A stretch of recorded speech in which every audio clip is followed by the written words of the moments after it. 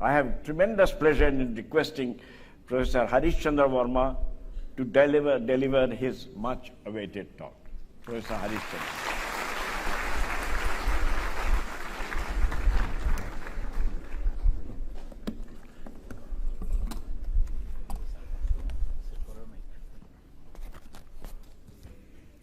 Pocket में से निकाल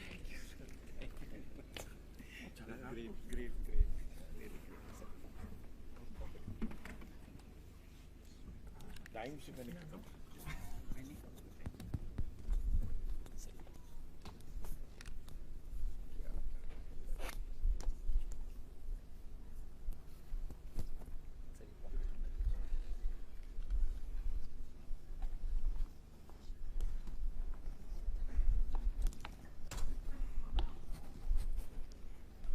सभी को बहुत बहुत अभिनंदन, बहुत बहुत नमस्कार।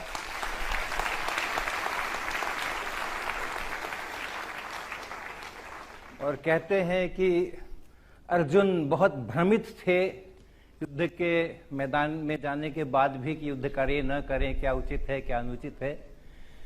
और भगवत गीता में श्री कृष्ण भगवान ने उनको बहुत समझाया, बहुत बताया, लेकिन उनके संदेह मिटे नहीं। अंत में उन्होंने उसको विराट स्वरूप का दर्शन कराया। जब अर्जुन ने उस विराट स्वरूप का दर्शन किया, किस प्रकार कृष्ण के मुंह में वो सब जगत जा रहे हैं और आ रहे हैं, तब उसके सारे संदेह दूर हो गए और वो युद्ध के लिए सन्नद्ध हो गए। आज सर का जो लेक्चर था वो कुछ उसी प्रकार का था। हम E बराबर MC स्क्वायर सुनते ही आ रहे हैं। बच्चे अपना टी शर्ट के ऊपर E बराबर MC स्क्वायर लगा लगा के घूमते रहते, बहुत कुछ सुनते आते। लेकिन जिस विराट स्वरूप का दर्शन सर ने आज हमें कराया है उस E equal to MC square के लिए, उसके बाद से आप सबको उसके प्रति कोई भी संदेह रहा होगा तो मिट गया होगा और श्रद्धा उत्पन्न हुई होगी। सर बहुत बहुत आभार आपका, स्निग्धा जी आपका भी, नासी और आयसेर, बहुत बड़ी अपॉर्चुनिटी आपने मुझे दी है। इतने सारे हमारे विद्यार्थी सामने हैं वो तो हैं ही, लेकिन आज इतने बड़े मंच के ऊपर इतने सारे भारत के महान वैज्ञानिक जो है यहाँ बैठे हुए, उन सब के साथ आकर के और जलपान करने का, भोजन करने का, बातें करने का और मंच साझा करने का मौका आपने दिया है। सभी को बहुत बहुत आभार मेरा मुझको बुलाने के लिए। सर सबसे पहले एक करेक्शन कर दूं।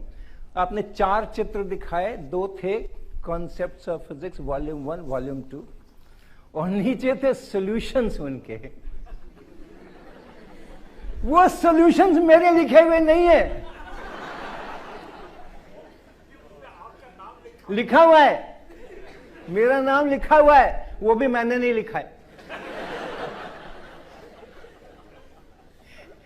जब ये पुस्तक छपी थी उस और 2-3 साल के अंतराल में ही हमारे भारत के विद्यार्थियों ने, भारत के शिक्षकों ने इस पुस्तक को अपना बना लिया था।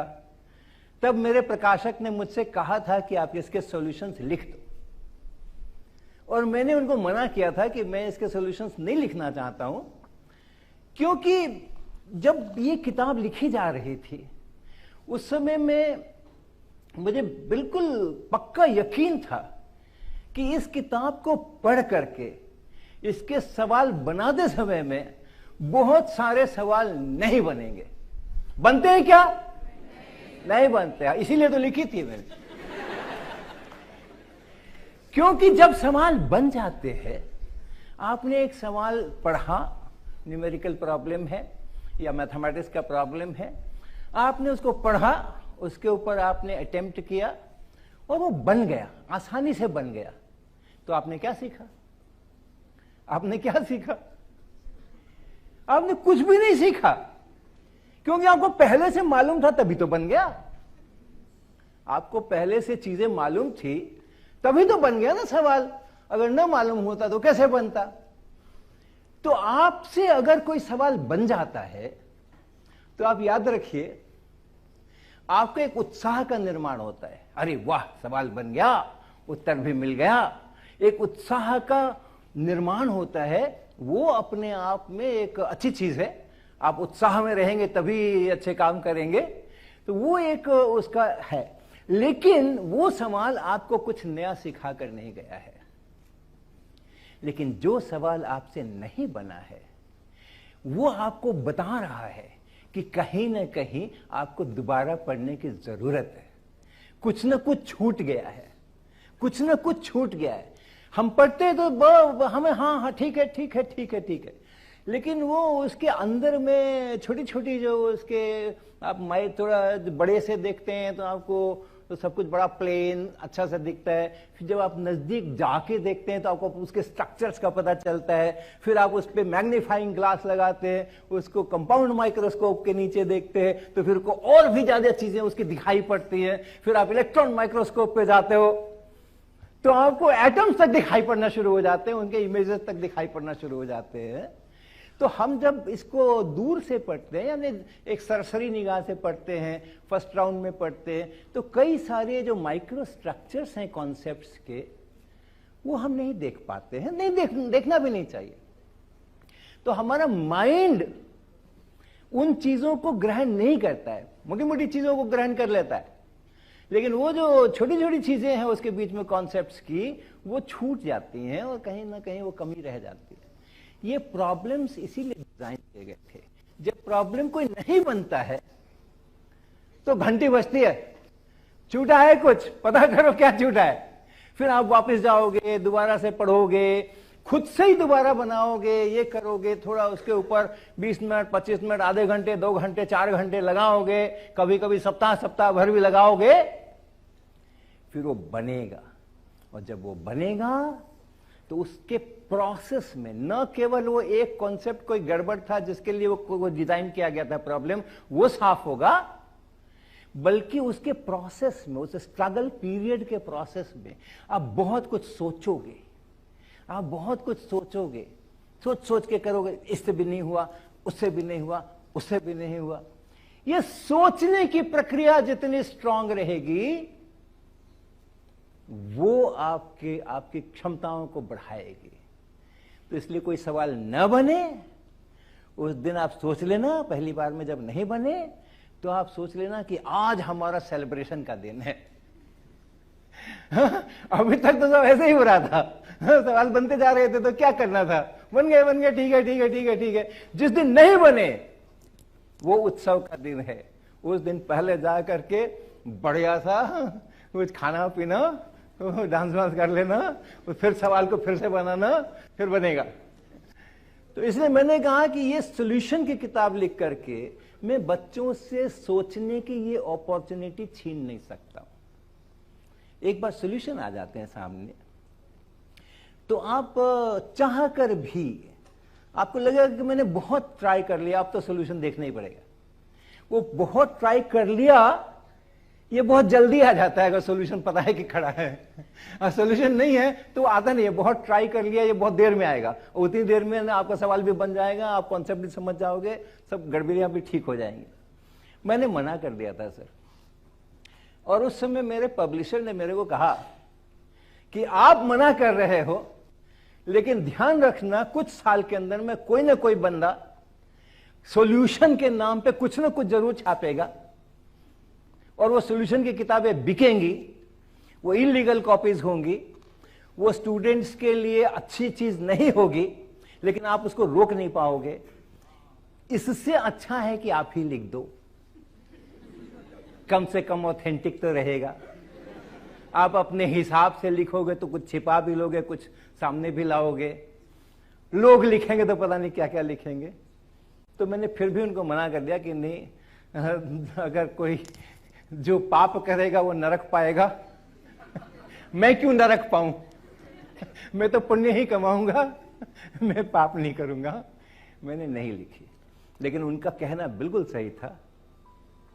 बहुत सारे सॉल्यूशंस आ गए बाजार के अंदर में, बकायदा जैसी कॉन्सेप्ट ऑफ फिजिक्स है उसी शक्लो सूरत में मेरी नाम डाल करके भी पुलिस कंप्लेंट का फायदा नहीं होता भारत में। बहुत सारे ये सॉल्यूशन की किताबें, बहुत सारी पायरेटेड कॉपीज, इनके लिए हमारे पब्लिशर और हम लोग कई बार पुलिस कंप्लेंट्स हम लोगों ने की हैं। और वो जो पुलिस के अधिकारी होते हैं वो इतने आश्चर्यचकित होते हैं और हमें भी अपने ऊपर लज्जा आती है। वो कहते क्या कंप्लेन लिखाने आए हो? किसी का मर्डर नहीं किया, किसी का किडनैपिंग नहीं किया, किसी का कोई ठगी नहीं करी, किसी की संपत्ति हड़पी नहीं, सरकारी जमीन के ऊपर कब्जा नहीं किया। क्या गड़बड़ किया भाई? किताब छाप दिया। ये क्या कंप्लेन हुआ? ये क्या कंप्लेन हुआ? इस पे क्या कार्रवाई करें? किताब छाप दिया, कौन सा बड़ा अपराध हो गया? तो वो कुछ होता नहीं है, तो हम सबने वो हथियार डाल दिए, चलो भैया जो होना है होए, हम अपना काम करेंगे, अपनी पवित्रता के साथ करेंगे, अपने जो हमारी आत्मा कहेगी वो हम करेंगे, बाकी जो होता है जिस पर अपना बस है उतना करेंगे, जो नहीं है उस पर नहीं करेंगे। तो मैं जल्दी जल्दी चलूं क्योंकि थोड़ा कोशिश करूंगा कि मैं भी जल्दी जल्दी कर दूं। Learning physics through nature and scoring in exams, ये इसलिए है कि सर जैसे कह रहे थे एंड या और, वेव एंड पार्टिकल, वेव और पार्टिकल तो नाइदर वेव नॉर पार्टिकल, वो उनका अंत में मैसेज आया। तो ये दो अलग अलग चीजें हैं, इसीलिए बीच में एंड लगाए। और हमें दोनों चाहिए, हमें दोनों चाहिए। हमें लर्निंग भी चाहिए, और लर्निंग प्रकृति से जितनी अच्छी होती है उतनी किसी से नहीं होती है। तो और स्कोर भी चाहिए अपने को, एग्जाम में भी स्कोर चाहिए। आप सब लोग एक काम कर लो मेरे साथ, पहले खेल लेते हैं, थोड़ा खेल खेल लेते हैं, ठीक है? अब ऐसे करना, अपने दोनों हाथ यूं करो, 4 फिंगर्स अलग, 4 फिंगर्स को एक दूसरे की तरफ, और फिर उनको सटा लो, टिप से टिप सटा लो, और उसको अपनी आंख के लेवल पे रखना। और अपनी 4 फिंगर्स जो आपने सटाई हैं उनको नहीं देखना, मुझे देखना। मुझे देखने आए हो ना? अपने 4 फिंगर्स को नहीं देखना, मुझे देखना, लेकिन 4 फिंगर बीच में आनी चाहिए, आपकी आंख के और मेरे बीच में आनी चाहिए। कुछ हो रहा है क्या? कुछ हो रहा है क्या?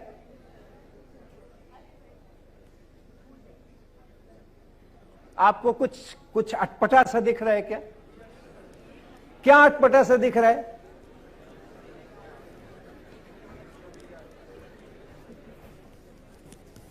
क्या अटपटा सा दिख रहा है? सर क्या दिख रहा है? दोनों फिंगर के बीच में कुछ आ रहा है। दोनों फिंगर के बीच में कुछ दिख रहा है। दोनों फिंगर के बीच में कुछ दिख रहा है। 2 फिंगर है, 2 ही फिंगर है ना आपके, उससे ज्यादा तो नहीं है। कुछ दिख रहा है क्या दोनों फिंगर के बीच में? हाँ, फ्लोटिंग फिंगर दिख रही है, इनको फ्लोटिंग फिंगर दिख रही है। हाँ, एक छोटा सा इतना सा कुछ है, सर कह रहे, छोटा सा इतना सा कुछ नया आ गया है, सर कह रहे। हाँ, दिख रहा है क्या तुम लोगों को कुछ? हाँ हाँ, नहीं मुझको छोड़ो, अब उसको अब मुझे नहीं देखो, अब उसको देखो जो लिखा हुआ है फ्लोटिंग फिंगर, देखना उसको है, लेकिन बीच में आपकी उंगलियां होनी चाहिए। हाँ क्या दिखा? ओके, दोनों 4 फिंगर्स की टिप जो सटी हुई हैं उनको 1 मिलीमीटर हटा लो, 1 मिलीमीटर, और फिर वो स्क्रीन पे देखना। आपकी आंखों का फोकस स्क्रीन पे है, उंगलियां बीच में हैं।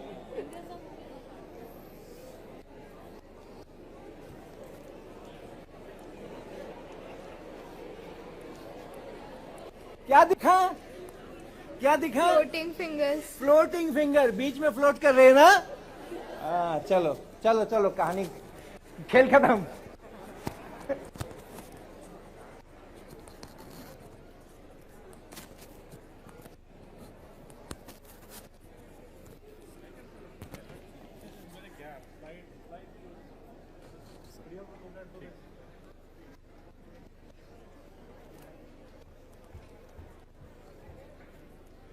अब ये खेल क्यों हो रहा है, आपको ऐसा वैसा 2 फिंगर की 3 फिंगर क्यों बन रही है और तीसरी फिंगर बीच में फ्लोट क्यों कर रही है, ये सब सोचना सब ऑप्टिक्स का मामला है, आंखों का मामला है, मालूम करना। ठीक है, तो नेचर से हमारी लर्निंग शुरू होती है। कहां रखा भाई, हाँ ये रहा, ओके ऑलराइट। अपनी जो पूरी प्रकृति है वो हमारी बहुत बड़ी फिजिक्स लैब है। मैं केमिस्ट्री, बायोलॉजी, अर्थ साइंसेज सबका बहुत सम्मान करता हूं, और सम्मान नहीं करता हूं, मैं पढ़ रहा हूं। मैं आजकल बायोलॉजी पढ़ रहा हूं ओके क्योंकि लर्निंग का जो एंजॉयमेंट है वो इतना टॉक्सिक है कि वो छूटता नहीं है, तो जहां से भी मिलता है वही। लेकिन चूंकि फिजिक्स में ज्यादा सा समय बिताया है इसलिए फिजिक्स की बात मैं कर रहा हूं। बच्चे मन के सच्चे, ये इस लैब में, प्रकृति वाली लैब में बहुत कुछ लर्निंग करते हैं, लेकिन जब बड़े हो जाते हैं तो फिर दुनियादारी आ जाती है। आप बताओ, आपने न्यूटन का पहला नियम कब सीखा था? 9th में सीखा था ना? Okay, very good. अब आप ये बताओ कि छोटे छोटे बच्चों को आप देखते होंगे, 2 साल के बच्चों को, 3 साल के बच्चों को, स्कूल जाना भी शुरू नहीं किया है, ऐसे बच्चों को आप देखते होंगे, वो किसी किसी खिलौने से खेलते रहते हैं और फिर कुछ दूसरा दिख जाता है तो खिलौना अपना वहीं पे रख देते हैं, वहीं पे रख देते हैं, दरी पे, चटाई पे, कुर्सी पे, जहां है वहां रखा, कुछ दूसरे काम में लग गए। और फिर जब उनको याद आती है कि मुझे वो मेरी टॉय कार कहां है, उसको खोजने के लिए वो बच्चे कहां जाते हैं? कहां जाते हैं? वहीं जाते हैं ना जहां रखा है, वहीं जाते हैं ना जहां रखा है, कि दूसरी मंजिल के कमरे में जाके खोजते हैं मेरी टॉय कार कहां है? सबसे पहले कहां जाते हैं? क्यों वहीं क्यों जाते हैं?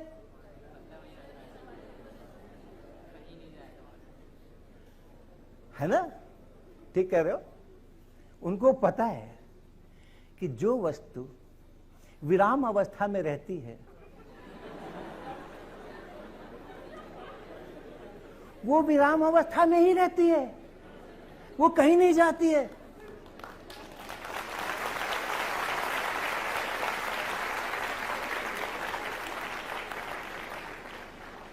और उनको उसका दूसरा पार्ट भी पता है। आगे क्या होता है? Body, an object at rest remains at rest unless, अगर उनको वहां पर वो खिलौना नहीं मिला तो वो बच्चा पूछता है, तुमने लिया क्या? भैया तुमने लिया क्या? बहन तुमने लिया क्या? मम्मी तुमने उठाया क्या? उसको पता है कि किसी ने उठाया है, किसी ने एक्सटर्नल फोर्स लगाया है। अनलेस एक्सटर्नल फोर्स लगे वो अपने से वहां से हिट नहीं सकता। तो आपने अपने 2 साल की उम्र में न्यूटन का पहला नियम सीख लिया था, लेकिन आपने 9वीं क्लास के अंदर न्यूटन का नियम फिर से आपको सीखना पड़ा। इसका मतलब आप कभी भूल गए हैं बीच में। वो कब भूल गए भैया? इतना अच्छा सीखा था, वो भूल क्यों गए और कब भूल गए? So when did you unlearn Newton first law for the first time? ये हमारे स्कूल सिस्टम में हम विज्ञान को प्रकृति से जोड़ नहीं पा रहे हैं। विज्ञान हमारी टेक्स्ट बुक्स के अंदर में जब आ गया है, न्यूटन का नियम जब प्रकृति से हमने सीखा था, एकदम बढ़िया सीखा था, फर्स्ट क्लास, पूरे एप्लीकेशंस हम उसके सही करते थे।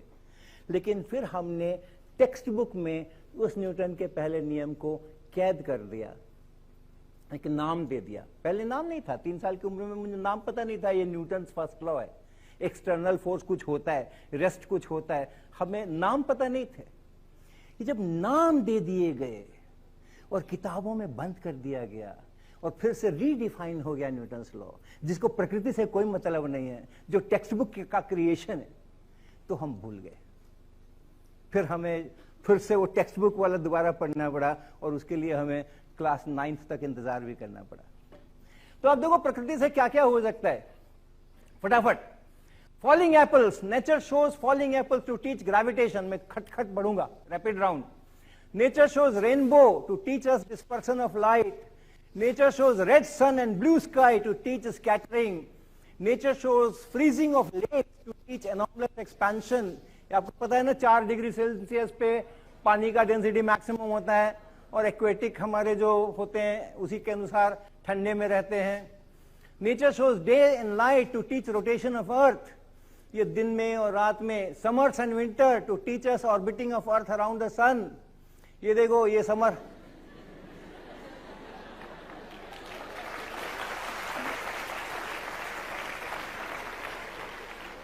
समर में हम कैसे रहते हैं, जैसे मैं अभी हूं, और विंटर में हम कैसे रहते हैं, ओवरहार करके अंदर घुसे रहते हैं ना, हम लोग नॉर्थ इंडिया में है।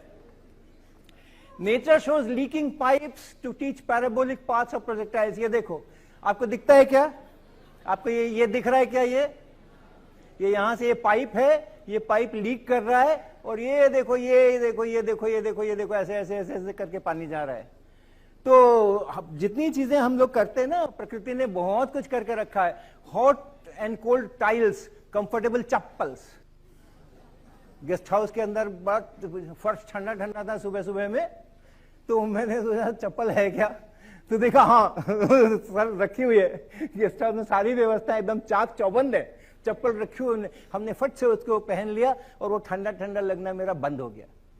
तो जो thermal heat transfer, conductivity, thermal conductivity, ये सब प्रकृति सब कुछ सिखाने को तैयार बैठी है। Alright, evaporate, phase change, liquid phase से और गैस फेज में फेज चेंज, कपड़े सूखते, रोज का रोज अपने को पता है, प्रकृति दिखाती रहती है, हम देखते नहीं है। ओके, सीसो, बच्चे खेलते हैं, सारा आपका जो मोमेंट लेते हो, कपल वपल, टॉर्क वर्क, ये सब आप प्लेग्राउंड में चले जाओ, ढेर सारा आपको ये सब न्यूटन के सब मिलेंगे। ऑसिलेशंस, जगह जगह ऑसिलेशंस, ये देखो ऑसिलेशंस हो गया। दरवाजा हमारा बहुत बड़ा यंत्र है, ये जो दरवाजा हम खोलते हैं, ये रोटेशनल डायनामिक्स पढ़ाने का बहुत और समझने का बहुत बड़ा यंत्र है। एक फिक्स्ड एक्सिस होता है और उसके बाद दरवाजा रोटेट करता है। आप सारा angular velocity, angular acceleration, torque, ये वो सब कुछ इसके साथ में कर सकते हैं। सारे दरवाजे जितने होते हैं, वो ये फायर है, वो रेडिएशन, आपको रेडिएशन के बारे में जानना है तो पहले फायर को देख लो। Okay, so the learning is always joyful. अगर आप नेचर से लर्न करोगे तो that is always joyful, and that is the ticket to the success. Learning जो है ना, वो सक्सेस की सबका रास्ता वहां से शुरू होता है, वहां से चलता है। अब आप बताना जरा, लर्निंग का हम लोग थोड़ा करेंगे।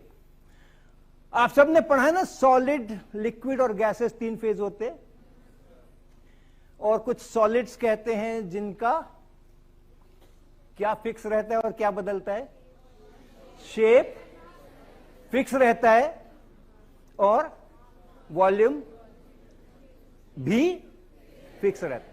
लिक्विड में वॉल्यूम फिक्स रहता है और गैस में, सब लोग कितना अच्छे से बता रहे हैं। अब आप ये बताओ कि ये जो शर्ट मैंने पहनी है, ये लिक्विड है या सॉलिड है? अरे भैया, इसकी शेप तो बहुत बदलती रहती है। मैं पहना हूं तो ऐसी शक्ल की है, अभी मैं जाके कमरे पे उतार करके और बेड पे ऐसे डाल दूंगा तो उसकी शक्ल ऐसी वैसी हो जाएगी, ढेर जैसा हो जाएगा वो। हैंगर में टांग दूंगा तो कुछ अलग ही शक्ल हो जाएगी। और हमारे धोबी महोदय जब इसको पीट पीट करके धोएंगे तो इसकी क्या शक्ल बनने वाली है। तो हमारी परिभाषा के अनुसार इसका तो शेप तो बदल रहा है, बहुत सारे शेप हो रहे हैं इसके, और वॉल्यूम तो जितना है उतना है, ये तो लिक्विड की श्रेणी में आना चाहिए था। नहीं तो आपने जब ये पढ़ा किताब में, तो आपने विरोध का झंडा बुलंद किया क्या? नहीं किया ना? क्यों नहीं किया? करना चाहिए था ना? करना चाहिए था ना? आपको लोगों ने कह दिया कि सॉलिड वो होते हैं जिनके शेप्स नहीं बदलते हैं, वॉल्यूम फिक्स रहता है और शेप भी फिक्स रहती है। लिक्विड वो होते हैं जिनके की शेप बदलते रहते हैं, वॉल्यूम फिक्स रहता है। लोगों ने कह दिया, आपने मान लिया, जबकि रोज रोज आप तमाम प्रकार के रस्सी होती है, रस्सी को ऐसे गोल गोल लपेट देते हैं, कभी सीधा कर देते हैं, किसी को बांध दिया तो रस्सी की कुछ और ही शक्ल हो गई। जो बिजली के तार होते हैं जो बाजार में मिलते हैं, तो वो ऐसा करके और टंगे रहते हैं दुकान के अंदर में, और जब आप वो लेके आता है, इलेक्ट्रिशियंस लेके आते हैं घर में लगाने के लिए, तो उसको कहां कहां नहीं घुमाते हैं वो, छत के अंदर से और दीवार के अंदर से। उनके शेप लगातार बदल रहे हैं, और लोगों ने मुझे कह दिया कि जिनके शेप नहीं बदलते हैं वो सॉलिड होते हैं, और हमने मान लिया, प्रकृति को नहीं देखा। नेचर दिखा रही थी, उसको नहीं, वहां से लर्न नहीं किया मैंने। वहां से लर्न नहीं करेंगे तो फिर हम सुखी नहीं रहेंगे। ओके, व्हाइट लाइट में कितने कलर्स हैं? लाइट होती क्या चीज है? लाइट होती क्या चीज है? हाँ, एनर्जी ना। वो तो हम दौड़ते हैं, वो भी एनर्जी होती है। हाँ, वो जो हम किसी चीज को गर्म करते हैं तो वो भी एनर्जी होती है। तो भाई ऐसा तो मत बोलो ना। आप बोलोगे कि हम आपसे पूछे कि भाई क्या वो शरीफा कैसा होता है, तो आप बोल दोगे कि पेड़ में उगता है। तो पेड़ में तो बहुत चीजें उगती हैं, सही है, शरीफा पेड़ में उगता है, दैट इज ओके, लेकिन पेड़ में तो बहुत सारी चीजें उगती है ना। शरीफे के बारे में बताना है अपने को। तो लाइट एनर्जी है, लेकिन एनर्जी तो बहुत सारी है। साउंड की भी वेव में कहते हैं एनर्जी है, ये भी एनर्जी है। लाइट क्या चीज है?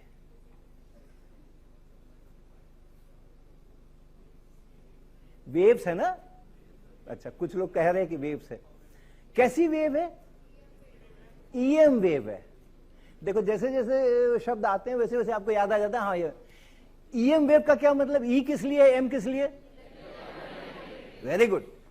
उसमें इलेक्ट्रिक फील्ड है और मैग्नेटिक फील्ड है, और वो एक खास तरीके से एक दूसरे के साथ में है, उनके डायरेक्शंस वगैरह हैं, आगे चलते हैं जो कुछ होता है।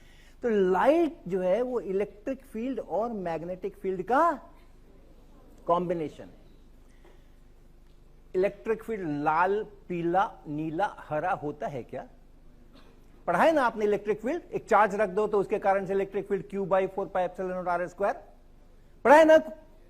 अरे बोलो। हाँ, जिन्होंने नहीं पढ़ा है वो मत बोलना।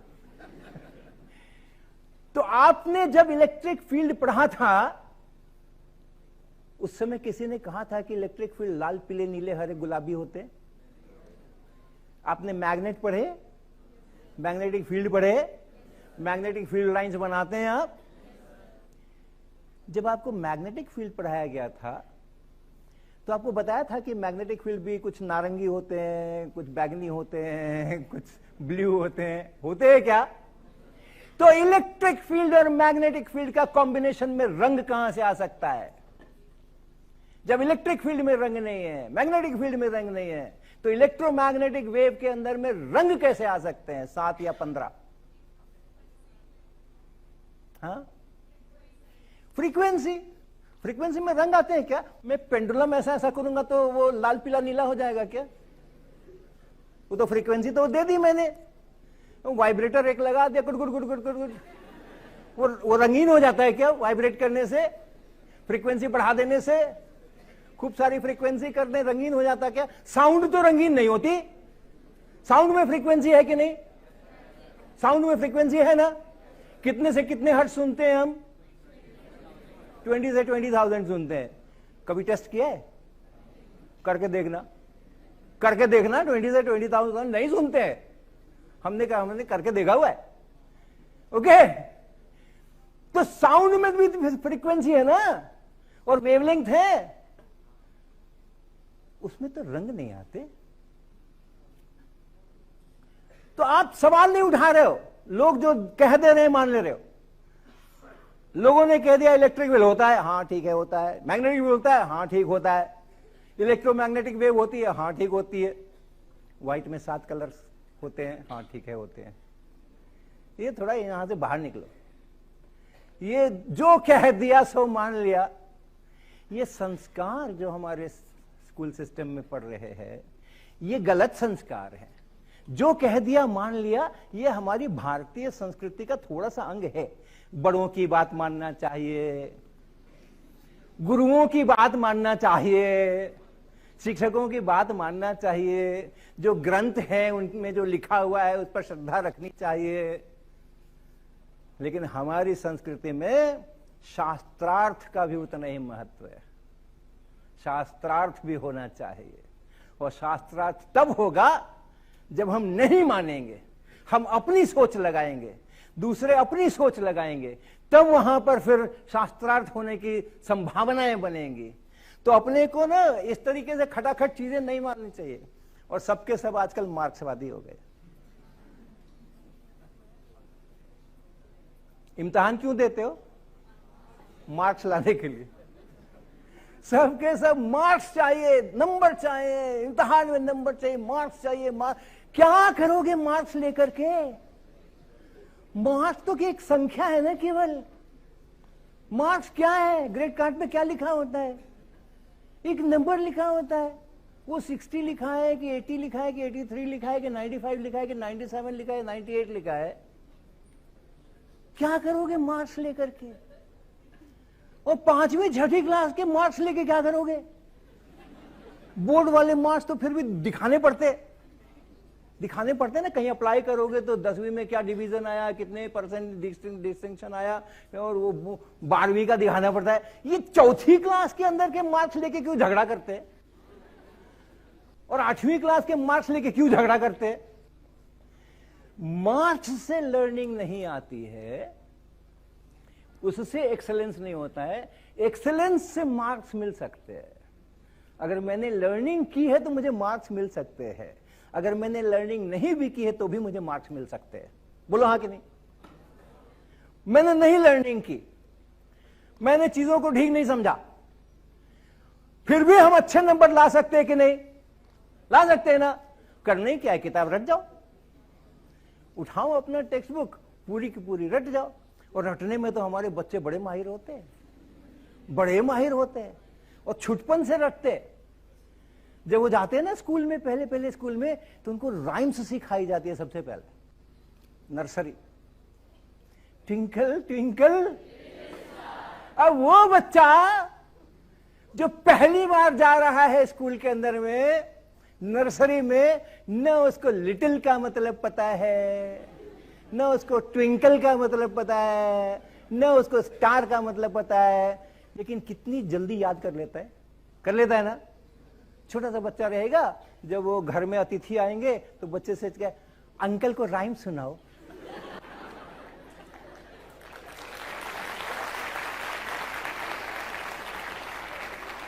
उस बच्चे के लिए वो जो राइम्स में जो कुछ बोला जा रहा है, वो कुछ ध्वनियों का रैंडम मिक्सचर है। उसको ये भी पता नहीं है कि शब्द कहां खत्म हुआ और कहां शुरू हुआ। उसको तो रटाया गया ट्विंकल ट्विंकल लिटिल स्टार, तो उसको पता नहीं है कि ये ट्विंकल नाम का एक अलग शब्द है, लिटिल नाम का एक अलग शब्द है। पूरे को वो एक साथ बच्चा याद करता है, रटता है, और इतना बढ़िया रटता है। अभी भी आपसे पूछा तो आपको याद है, फटाफट बोल दिया आपने, ट्विंकल ट्विंकल लिटिल स्टार। तो आपको मार्क्स लाने के लिए जरूरी नहीं है कि लर्निंग हो, और मार्क्स लाने से तो लर्निंग होने का कोई प्रश्न ही नहीं है। लेकिन हां, अगर आप लर्निंग करोगे, एक्सेलेंस लाओगे अपने अंदर में, सीखोगे, सोचोगे, एक्सप्लोर करोगे, तो नंबर भी आएंगे। तो केवल marks without learning is very dangerous. Scoring without learning, scoring without learning is really dangerous, क्योंकि हमें एक मति भ्रम हो जाता है, हमें इतने नंबर आ गए, हमें सब कुछ आता है। इस मुगालते हुए नहीं रहना है अपने को, ठीक है। ओके, कोचिंग का साम्राज्य बहुत तेजी से फैल रहा है भाई, बहुत तेजी से फैल रहा है। अब उसके कारण जो कुछ हैं वो अपनी जगह पर होंगे, उसमें जाने का वक्त अपने को मिलेगा नहीं, लेकिन उस साम्राज्य से सतर्क जरूर रहना है, ये मैं संदेश जरूर देना चाहता हूं। और ये जो जी का जंजाल है ना,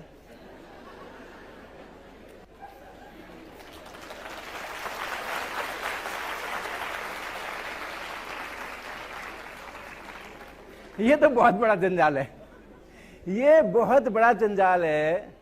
आप देखो, इसके कारण से हमारे स्टूडेंट्स, बहुत सारे यहाँ पर स्कूल के शिक्षक भी हैं, विद्यार्थी भी हैं, 11वीं क्लास 12वीं क्लास के लिए हमारे शिक्षक हमेशा ये आकर रोना रोते हैं कि बच्चे स्कूल नहीं आकर के कॉलेज चले जाए, कोचिंग चले जाते हैं, और इसलिए हम किसको पढ़ाएं। और इसके लिए बड़ी बढ़िया बढ़िया चीजें निकल करके आई हैं। ये जो हमारे जेईई से जो हम जाते हैं अनेक उच्च संस्थानों में, ये हमारी भारत के प्रगति के ध्वजवाहक हैं ये। लेकिन अंदर की बात ये है कि इन इंस्टीट्यूशन में आने के बाद एक मिथ है समाज के अंदर में, अगर आईआईटी में एडमिशन हो जाएगा तो आगे का जीवन बड़ा सुखी, संपन्न, सुरक्षित रहेगा, है ना ऐसा मिथ। अरे जितना परेशान होना है, बस 2 ही साल की बात है, 1 ही साल की बात है, फिर एक बार जेईई से, एडवांस से और अच्छे बड़े इंस्टीट्यूशन में एडमिशन हो गया, फिर तो चांदी चांदी। अंदर की बात है कि हर एक आईआईटीज में, और शायद आईसेर्स वगैरह में भी, आईआईएससी में एक बहुत बड़ा काउंसलिंग डिपार्टमेंट हो, काउंसलिंग सर्विसेज का डिपार्टमेंट होता है। वो बच्चे, वो स्टूडेंट्स होते हैं, उसमें सीनियर स्टूडेंट्स होते हैं, फैकल्टी मेंबर्स होते हैं, इतने सारे हेल्पलाइन होते हैं, ये होते हैं, वो होते हैं, और बच्चों पे नजर रखना है कि कोई बच्चा जो है वो मेंटली डिरेल तो नहीं हो रहा है, और अगर हो रहा है और होता ही है तो उनके लिए हमारे मेडिकल पैनल्स में साइकेट्रिस्ट रखे जाते हैं आईआईटीज के अंदर में। उन बच्चों के लिए, उनको छोड़ दो, 15 लाख लोग अपीयर होते हैं जेईई मेंस के अंदर में, और फिर उसमें से 2.5 लाख एडवांस में, और 40,000 के करीब जाते हैं आईआईटीज, आईसेर्स और वो एनआईटीज और ट्रिपल आईटीज, इसमें 40,000 के करीब जाते हैं। जो बचे 14.5 लाख हैं, उनको कितना स्ट्रेस हो रहा है उसको तो भूल ही जाओ। जो सेलेक्ट होकर के आईआईटीज में एडमिशन ले चुके होते हैं, उनकी देखभाल करने के लिए आईआईटीज के मेडिकल पैनल्स में साइकेट्रिस्ट होते हैं, मनोचिकित्सक होते हैं, और वो हमेशा आईआईटी उनको बिजी रखती है, हमेशा उनको बिजी रखती है वो। तो ऐसा मत सोचना। और ऐसे उसका एक बड़ा कारण ये है कि जब हम कोचिंग वोचिंग में जाते हैं ना, तो कई तरह के नए नए शब्द सीखे हैं अभी हमने पिछले 1-2 साल के अंदर में। एक सीखा डमी स्कूल। मैं पटना में था और किसी स्टूडेंट से ऐसे आया, मेरे पास चर्चा हो रही थी, मैं 11वीं में पढ़ता हूँ और ये सब, तो मैंने पूछा किस स्कूल में पढ़ते हो, तो बोला डमी स्कूल में पढ़ते हैं। तो मैंने कहा वो क्या होता है, स्कूल भी डमी होते हैं क्या? तो कई सारी नए नए वो शब्दकोश मेरे बढ़ रहे हैं। नॉन अटेंडिंग स्कूल्स है, एक हाइब्रिड स्कूल है, ये सब अभी नया नया सीखा है मैंने, क्या क्या सब है। तो इन सब को लेकर के स्कूल में नहीं जा करके हमारे बच्चे जो हैं वो कोचिंग्स में जा रहे हैं। और एक तो ये कि अनएथिकल प्रैक्टिसेस की ये पराकाष्ठा हो रही है। एक जो डमी स्कूल कहते हैं या नॉन अटेंडिंग का मतलब मैंने जो समझा है, शायद गलत हो, कि मैंने स्कूल में नाम लिखाया हुआ है, लेकिन प्रिंसिपल साहब के साथ में हमारा समझौता है, हम फीस देते रहेंगे, आप मेरी अटेंडेंस बनाते रहना, हम क्लास में नहीं आएंगे। That is non attending school. Unethical practice है कि नहीं? ये इस उम्र के अंदर में, ये 11वीं 12वीं के विद्यार्थियों के अंदर में हम ये संस्कार डाल रहे, हम तुम्हें पैसे देते, तुम मेरी अटेंडेंस बनाते रहना, हम क्लास में नहीं आएंगे। एक से बढ़कर के एक अनएथिकल चीज है। लैब आना तो छोड़ ही दिया, लैब तो आना ही नहीं है, प्रैक्टिकल तो करना ही नहीं है, एक्सपेरिमेंट तो करना है, साइंस पढ़ना है, टेक्नोलॉजी पढ़ना है, इलेक्ट्रिकल इंजीनियरिंग करना है, मैकेनिकल इंजीनियरिंग करना है, एरोस्पेस इंजीनियरिंग करना है, लेकिन लैब नहीं जाना है, लैब जाना ही नहीं है, हाथ में कुछ सामान पकड़ना ही नहीं है। तो ऐसा करके चलेंगे तो स्कूल सिस्टम हमारा बहुत खतरे में पड़ा हुआ है इस समय में। और पहले कॉलेज सिस्टम पे प्रॉब्लम था, जेईई के कारण से सारे के सारे को बीटेक ही चाहिए था, और बीटेक में भी सारे के सारे को इधर के सालों में एआई और कंप्यूटर डेटा साइंस ही चाहिए होता है और कुछ नहीं चाहिए होता है। अच्छा है, एक्सपेरिमेंट करके तो आए नहीं है स्कूल के अंदर में, तो डेटा साइंस वगैरह कर लेंगे, एआई वगैरह कर लेंगे, और तो कुछ कर सकते नहीं है। तो ये जो सिस्टम है ना, इसमें अपना कॉलेज सिस्टम पहले खत्म हुआ जेई के चक्कर में। सब लोग जेई करना है, जेई करना है, तो बीएससी कोई नहीं कर रहा, एमएससी कोई नहीं कर रहा, मतलब कोई नहीं कर रहा, मतलब बहुत कम लोग कर रहे हैं। भारतवर्ष है, वीर विहीन वसुंधरा नहीं है ये। कैसा भी खराब से खराब सिस्टम कर लो, 140 करोड़ में से इतनी संख्या तो मिल ही जाएगी जो सबको धता बता करके अपने मस्तिष्क से, अपनी चेतना से और अपने परिश्रम से आगे बढ़ेंगे और अपने हिसाब से चीजें लेके जाएंगे। कोई चीज उसको डीरेल नहीं कर सकती। और ऐसे ही लोग यहां सामने बैठे हुए हैं हमारे, और उन्हीं से भारत चल रहा है।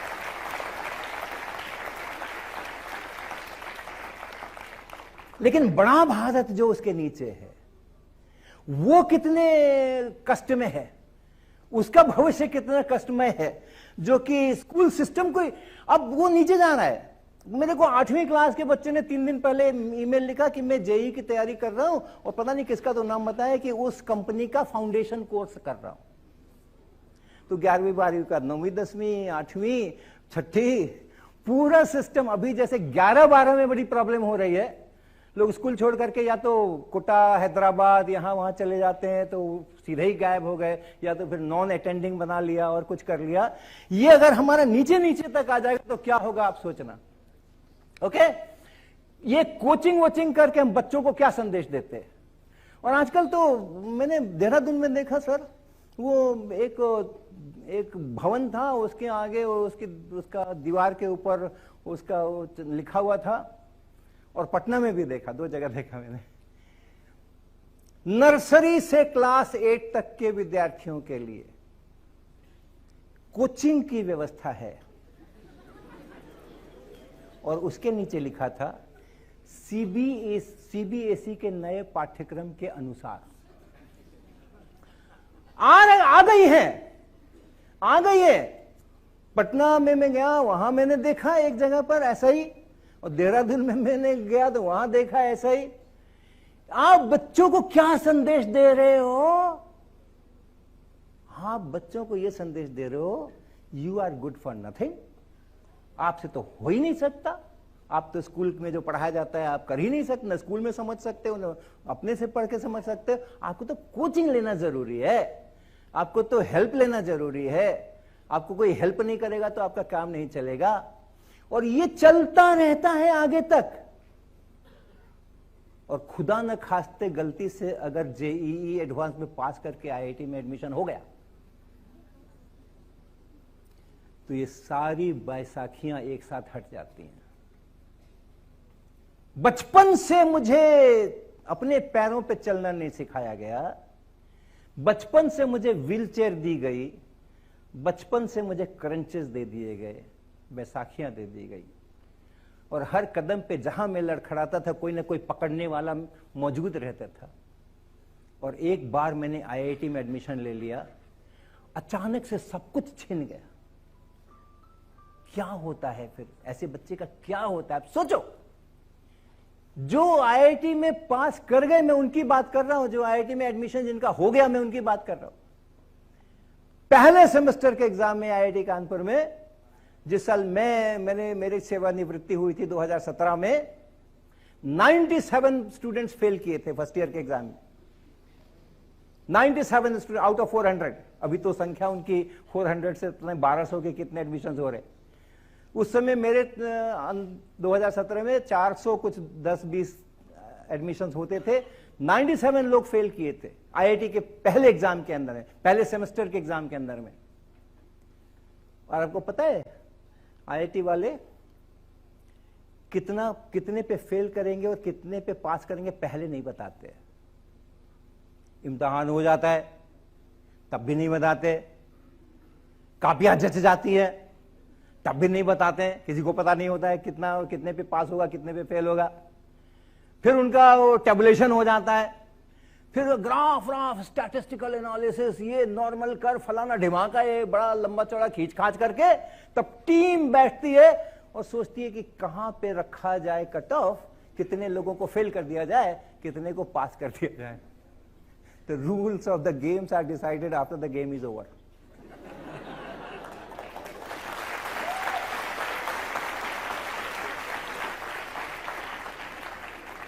और मैं जिस साल की बात कह रहा हूं उस साल वो कहां रखा गया था कि इसके नीचे फेल और इसके ऊपर फिर अपना D grade, C grade, B grade, A grade, ये कहां रखा गया था? इट वॉज 23 आउट ऑफ 200, 200 में 23 रखा गया था, तब 97 लोग फेल किए थे। अब आप सोचना जरा, 4 महीने पहले, बल्कि 2 ही महीने पहले फर्स्ट एग्जाम से ही मामला क्लियर हो जाता है कि क्या होने वाला है। अगर पहले ही गिर गए वो कौन है वो अपने शुभमन गिल और वो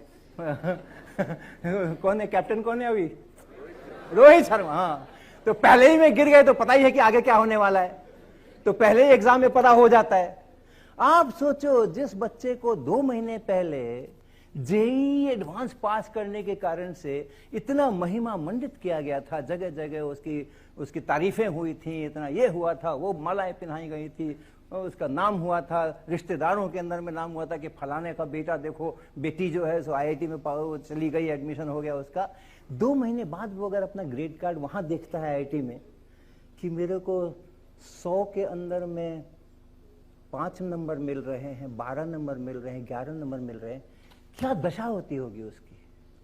ये अंदर की बात है। आप मिथ में मत जाना कि आईआईटी में एडमिशन हो गया तो बड़ा सुखी जीवन है, बड़ी परेशानियां हैं। बहुत सारे आईआईटीज में लोग इतना ज्यादा स्ट्रेस में होते हैं कि फिर वो चरस, गांजा और वो नशा और सब कुछ चलता है वहां पे, और एडमिनिस्ट्रेशन परेशान रहता है कि कैसे उसको रोका जाए। और कभी कभी आप सुनते ही हैं कि क्या होता है।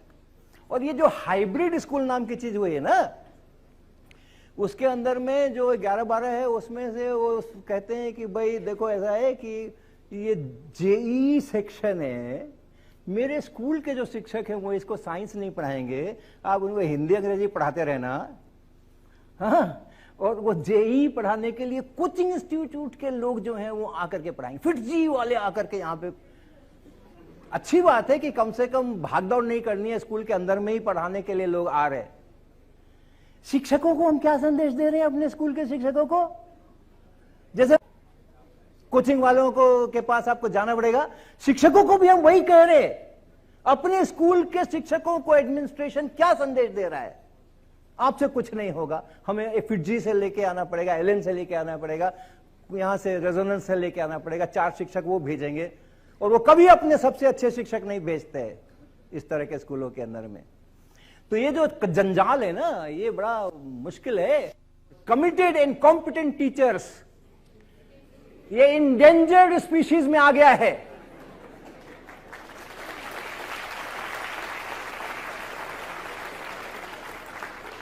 इसका संरक्षण और संवर्धन हमारे देश की सबसे प्रमुख आवश्यकताओं में से एक बन गया है। आप सोचो ना, पूरा स्कूल सिस्टम, कॉलेज सिस्टम, लोग बीएससी एमएससी के अंदर में नहीं आएंगे तो कैसे पढ़ाई होगी, क्या होगा? कैसे शुरू से बच्चे को हम आगे बढ़ाएंगे? और ऐसे बच्चे जब आईसेर में पहुंचेंगे और आईआईटी में पहुंचेंगे तो यहां के शिक्षक लोग क्या कर लेंगे? उसके बाद कैसे चलेगा अपना देश? तो ये जो इंडेंजर्ड स्पीशीज है, इसको अपने को करके आना है। और ये सर जो कह रहे थे कि टीचिंग और मैं भी कह रहा हूं, सुर में सुर मिला रहा हूं, टीचिंग का जो आनंद है, टीचिंग का जो डिवाइन प्लेजर है, वो आपको कहीं नहीं मिलने वाला है। वापस आओ, वापस आओ शिक्षा के क्षेत्र के अंदर में और रिसर्च करो। That is to create something. Creation है ना, वो कुछ मैं क्रिएट कर रहा हूं। एक पेंटर एक पेंटिंग बनाता है, कितनी खुशी होती है जब वो अच्छी सी पेंटिंग बन जाती है। शिल्पकार एक मूर्ति बनाता है, अच्छी सी मूर्ति बना, कितना समय लगता है उसको, कितना परिश्रम लगता है उसको, लेकिन जब बन जाती है तो कैसा उसका मन खिलता है। ये डिवाइन एक्सपीरियंसेस है। तो टीचिंग भी अपना जो है क्रिएट, रिसर्च जो है वो नया क्रिएट करना है समथिंग, उसका अपना डिवाइन एक्सपीरियंस है। और टीचिंग जो है वो तो आप नेचुरल लीडर होते हो ना, जब टीचर होते हो तो सामने आपके इतने सारे बच्चे बिठा दिए जाते हैं, आप बोलोगे वो सुनेंगे। तो ये जो टीचिंग का अपना सारा है, उसको इस जी के जंजाल से मुक्त करने की जरूरत है। आप सब लोग से कहेंगे, हम देश को सब कुछ चाहिए, इंजीनियर्स भी चाहिए, रिसर्चर्स चाहिए, वकील चाहिए, हर कोई चाहिए, पॉलिटिशियंस चाहिए, बिजनेसमैन चाहिए, लेकिन देश को शिक्षक भी तो चाहिए, शिक्षक भी तो चाहिए।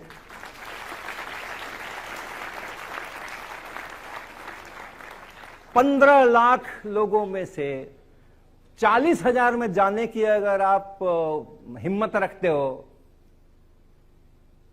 तो टीचिंग जॉब भी उतना खराब नहीं है। वो ये भी उतना खराब नहीं है। आजकल ठीक ठाक खाने पीने का पैसा मिल ही जाता है सरकारी स्कूलों में। प्राइमरी स्कूल के अंदर में भी आप जाओगे तो अच्छी अच्छी खासी तनख्वाह 50-60 हजार से शुरुआत हो जाती है। प्राइवेट वाले में भी अगर आप में कॉम्पिटेंस है तो बहुत बढ़िया सैलरी आपको मिल सकती है। मैं छत्तीसगढ़ गया था करीबन 10 साल पहले। उस समय बीएचयू के एमएससी के विद्यार्थी को 75,000 रुपए महीने देकर के स्कूल वालों ने अपने यहाँ 11-12 पढ़ाने के लिए रखा था। तो अगर आप 15 लाख में से 40,000, पहले 40,000 में, पहले 12,000 में आईआईटीज के अंदर में, आईसीएस के अंदर में आने का दमखम रखते हो, उसके लिए प्रयास करते हो, ये बहुत सरल है उससे ये उससे बहुत सरल है और देश की जरूरत भी है। Thank you very much.